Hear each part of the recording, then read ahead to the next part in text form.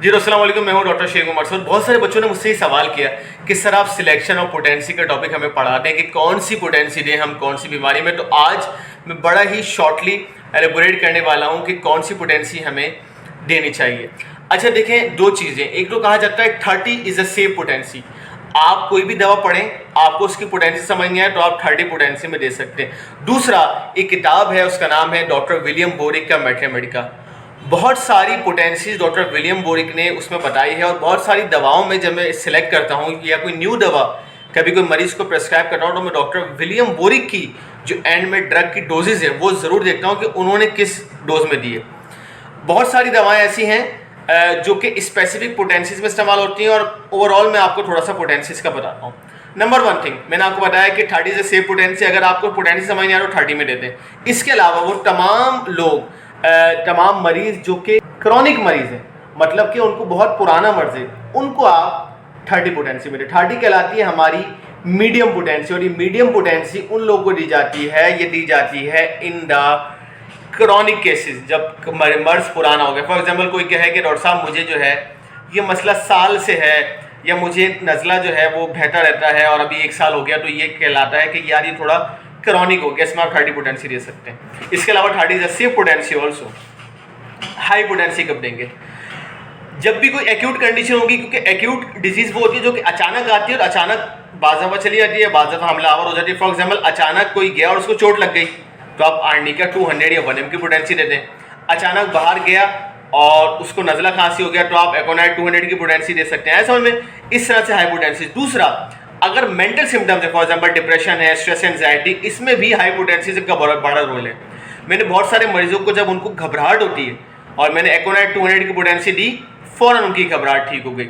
लेकिन उसके बाद मैंने क्या किया, एकोनाइट ही मैंने 30 में दे दी कि आप सुबह दोपहर शाम खाएं, क्योंकि उसको घबराहट क्रॉनिक भी आए। समझ में? अगर आप क्रॉनिक कंडीशन में उसकी एक्यूट हालत में हाई पोटेंसी देंगे तो वो फॉर द टाइम बीइंग उसको रिलीव करेगी और उसके बाद आगे आप उसको फर्दर 30 पोटेंसी में कंटिन्यू करें। जनाब, नोसोड जितने भी हैं जो इल सिक्रीशन से बनते हैं, फॉर एग्जांपल सोरानम है, बेसिलाइनम है, मेलेट्रिनम है, वेरुलिनम है, ये सारे आप हाई पोटेंसी में देंगे, इनको लो पोटेंसी में नहीं दिया जाता।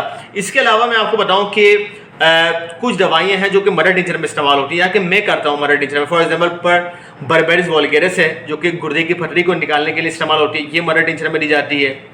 कहा ही जाता है कि अगर पैथोलॉजिकल कंडीशन है, बॉडी में कोई एबनॉर्मल ग्रोथ हो रही है, जैसे कि स्टोन बना है, तो आप मदर टिंचर में दें।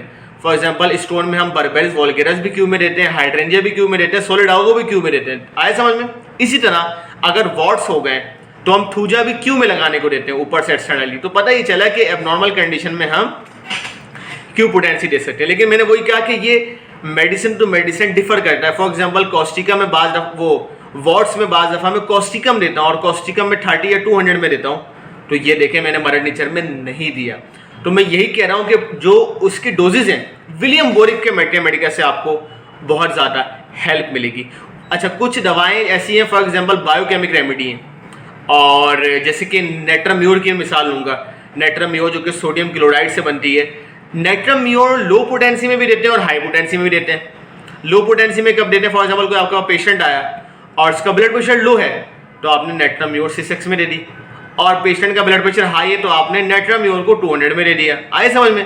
तो यू हैव टू रीड, बड़ा कॉन्शियस होना है। ये नहीं होता कि हलवा नहीं है कि बस ये एक पक्का फार्मूला है कि होम्योपैथिक जो है ना वो थोड़ी वास्ट फील्ड है और इसमें आपको पढ़ना पड़ेगा जनाब। कोई ऐसा नहीं है कि मतलब आप बोलें कि मुझे पका पकाया चीज़ मिल गई कि ये चीज़ें प्रूव है, बस ये आया मरीज दे दिया। You have to read, you have to read the medicine, you have to read the doses and you have to read by the authentic जो है ना बुक से पढ़ें आप, उल्टी सीधी किसी किताबों से नहीं पढ़े। मैंने आपको बहुत बड़ी मिसाल दी फॉलो, क्योंकि मैं इसलिए कह रहा हूँ क्योंकि आई फॉलो, मैं तकरीबन 2015 से प्रैक्टिस कर रहा हूँ और इट्स 2022 और अल्हम्दुलिल्लाह 7 ईयर्स का जो मेरा एक्सपीरियंस है, मैं I always follow the doses from the William Boericke Mathematica. इसके अलावा कुछ और डोजेज मैंने आपको बताया, फॉर एग्जाम्पल पैसिफ्लोरा का मैंने बताया कि पैसिफ्लोरा कुछ लोग 30 में भी देते हैं, लेकिन मैं मदर टिंचर में देता हूँ। कुछ और दवाएं जैसे एविनासिटाइवा है और उसको भी मैं मदर टिंचर में देता हूँ।